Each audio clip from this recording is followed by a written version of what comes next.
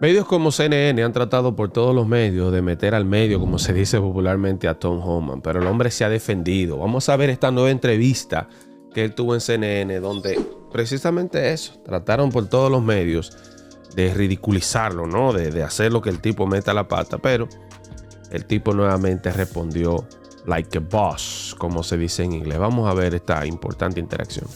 Sanctuary cities, let us in the jail, arrest the bad guy in the jail where the community's safe, the officer's safe, the alien's safe. You're forcing the community, you're going to get exactly what you don't want. And more agents in the neighborhood and more collateral arrests. When you say collateral arrest, you mean someone who doesn't have a criminal record but is here, is an undocumented immigrant. They still get deported as well, right? You're not letting them go back to their neighborhoods or to their jobs, is that right? Yeah, if they're in the country illegally, they're going to get arrested too. Tom Homan, once again, just absolutely destroys Caitlin Collins. I don't know why she keeps on having him on the show. Every time he's on there, it feels like somebody just crushed her soul, like she just lost her puppy. I mean, look at her face during this interview. And then I got a nice clip I want to show you at the end of the video.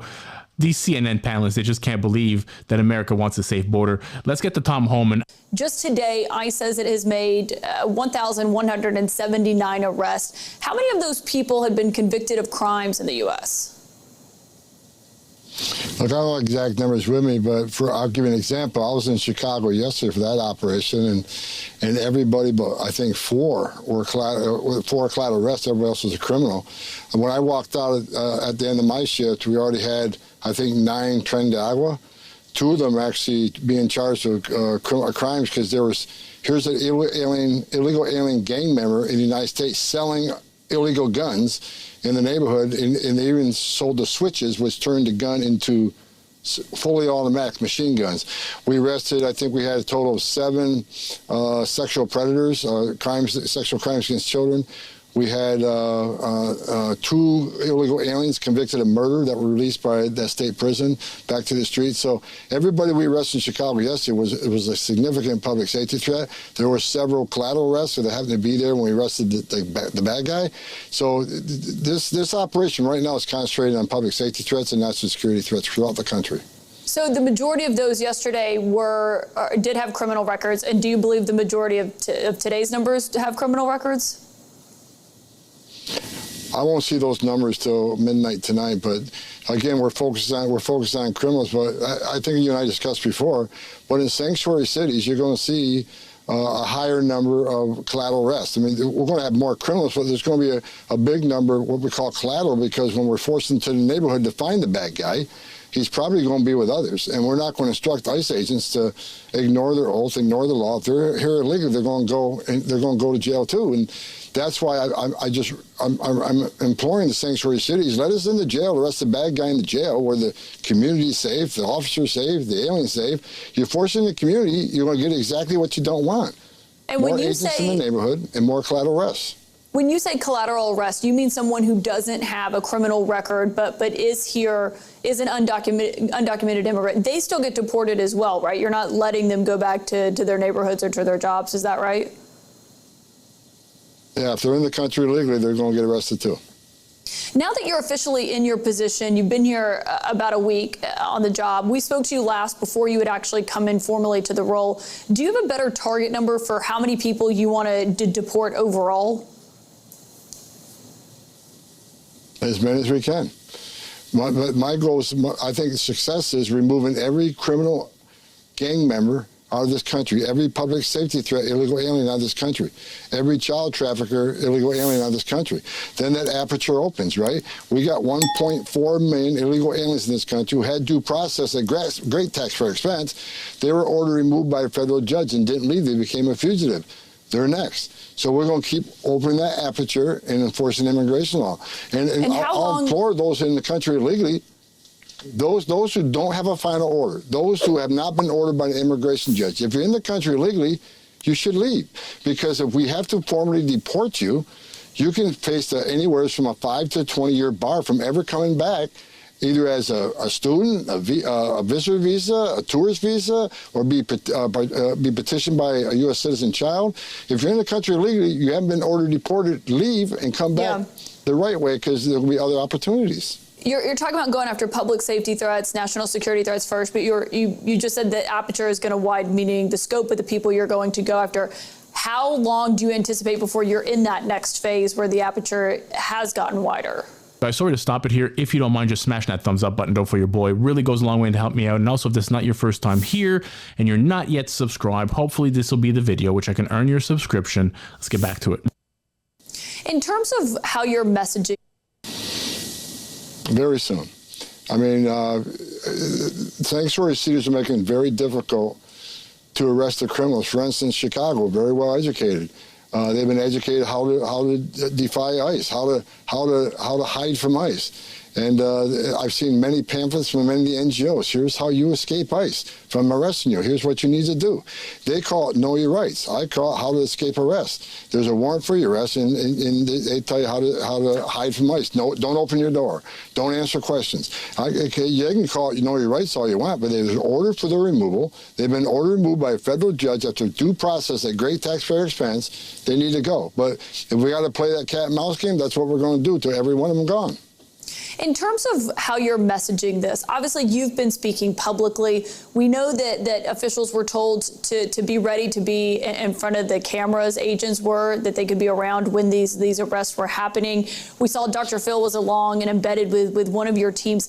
How much thought are you putting into making this kind of a made-for-TV moment in order to publicly message or whatever your strategic goal is here?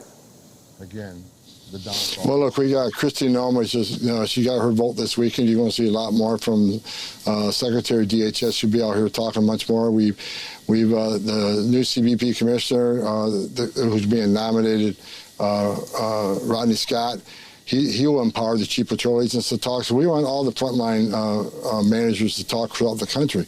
But the message I'm sending is that we're going to force immigration laws in this country. If people don't like it, then they need to change the law, because ICE isn't making this up. We're enforcing laws enacted by Congress and signed by a president, but we're doing it in a smart way. The Trump administration from the beginning says we're going to concentrate on public safety threats and national security threats are out of the gate. The worst first, and that's what we're doing. But like I say, as we go on, we're not going to say it's okay for 1.4 million illegal aliens to ignore a judge's order to deport. So they're going to be next. And we're going to keep opening that aperture up. So we're sending a message. It's not okay to be in this country illegally. It's not okay to enter this country illegally. It's a crime, and there's going to be consequences. Do you have a number of how many people you'd like to have deported by this time next year? I don't have a number. As many as we can arrest and deport. Okay, but no firm number. Esa es precisamente una pregunta truco, porque si tú no dices, si yo te digo a ti, yo voy a hacer 10 pechadas y yo hago 7, no cumplí con mi meta. Tú puedes ahí decir, mira, eres un fracasado, no cumpliste con la meta de las 10 pechadas. Pero si digo que voy a hacer 10 y resulta que hago 15, mira, tú te pasaste, tú eres un abusador. Entonces, esa pregunta precisamente que ella está haciendo ahí específicamente es con el objetivo de tener algo con quien argumentar con él luego. Y creo que él está respondiendo a Tom Homan de la manera correcta. In the country legally, if they're in the country legally, they got a problem and they're not off the table. Yeah, but on numbers, you have been clear that your success here in this effort will depend on how much money you can get from Congress. Now that you're in this role, do you know how much money, what kind of budget you would need to deport the people that you say are public safety threats, national security threats, and also the 1.2 million that you just referenced there who've gotten orders from a judge? 1.4 million. And yes, like we need more than 100,000 beds. Right now we got about 34,000 beds. We'll fill them up in a week. So we need at least 100,000 beds. We need more international air flights. We need more ground transportation. We need more money to hire more officers and border patrol agents. And that's why we're bringing right now, the whole of government is coming in, right? In the Chicago operation and every operation throughout the country now. We got DEA, we got FBI, we got U.S. Marshals, we got ATF, we got HSI, we got ERO. So right now we're bringing the whole of government into this so we can create more teams and arrest more people. So this dynamic is constantly changing. And depending on the city, is it a sanctuary city or not a sanctuary city? Yeah, you're using them as like a force multiplier, but when it goes to the real money that you'll need from Congress to get more beds and to hire more agents, Congress is not reliable, as I'm sure you are well aware in terms of what they can get passed. I know they believe this is a big part of Trump's agenda, but if you don't get what you need from Congress, can you achieve what you're trying to achieve here? We're going to do everything we can with what we have, and we're going to arrest as many as we can. However, you're right. We can be more successful if we have more money, if we can buy more beds, because every time we arrest an illegal alien, we just don't deport them that day. We have to detain them for a few days or a few weeks to get travel documents, get landing rights in their home country. So the more money we have, the more we can do. Before I give you my final thoughts, I want to show you this clip of CNN. Yo creo que precisamente eso, señores. Las leyes están claras. Sé que no es justo para muchas personas. Sé que existimos muchos inmigrantes en los Estados Unidos que no queremos que nuestra gente sea deportada y que sea tratada de la mejor manera. Pero debemos recordar algo. Este es un país de los estadounidenses. Nosotros como inmigrantes tenemos un privilegio de estar en este país, pero si cometemos delitos, estamos de manera irregular, ellos tienen todo el derecho, yo lo veo así, ellos tienen todo el derecho de, si así lo entienden, remover a los que no están aquí de manera regular. Pero hay algo claro, y es que Tom Homan y todo el equipo que está trabajando con Donald Trump están haciendo la cosa de manera correcta, están respondiendo las preguntas que deben responder de manera correcta. Pero al final me gustaría que seas tú que respondas en comentarios si tú lo ves justo, si tú lo ves injusto, si presentadoras como la de CNN está tratando de encontrar en cometiendo un error a Tom Homan para luego decir que no está haciendo su trabajo, o en sentido general, si lo ves bien y lo ves mal. Te leo en comentarios. Hola, mi nombre es John Levy, analista político y comunicador. Muchísimas gracias por llegar al final de este contenido. Recuerda suscribirte, comentar y compartir, y sobre todo activar la campanita de notificaciones para que te llegue cada vez que subimos un video.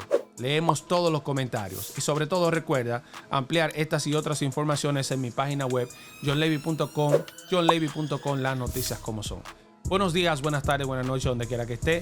Un abrazo grande y hasta pronto.